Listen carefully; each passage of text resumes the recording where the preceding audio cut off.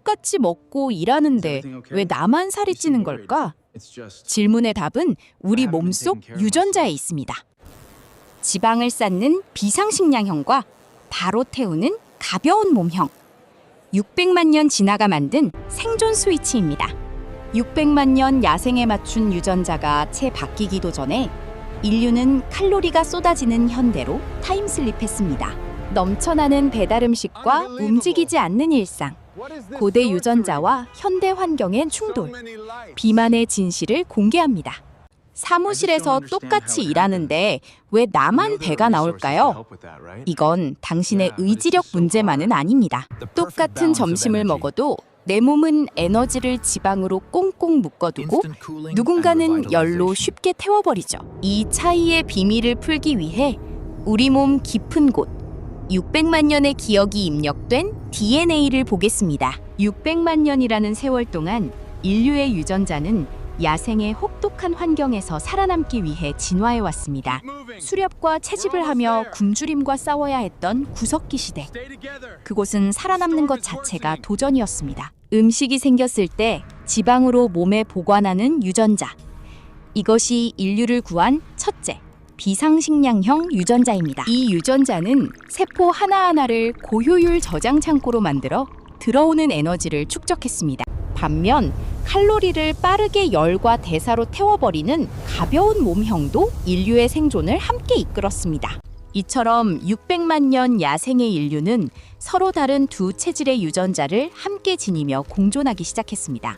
언제 찾아올지 모르는 대기근, 몇 날 며칠을 굶어야 하는 가혹한 환경이 야생의 인류를 덮쳤을 때 몸속에 비상식량을 축적해둔 인류는 기근이라는 최악의 재앙 속에서 끝까지 살아남을 수 있었습니다.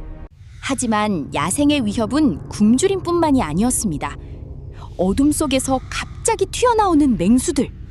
이때는 몸이 가볍고 민첩해 도망칠 수 있는 가벼운 몸형 유전자를 가진 이들이 유리했습니다. 기근을 막는 방패와 맹수를 피하는 창. 두 유전자를 유지하며 위험 분산 전략을 택합니다.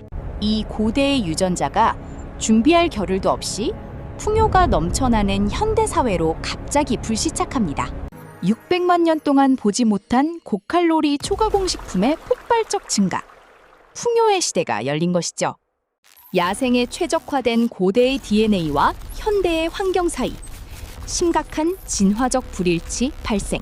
생존의 공신이었던 비상식량형 유전자는 쉼없이 몰려드는 에너지를 감당하지 못합니다.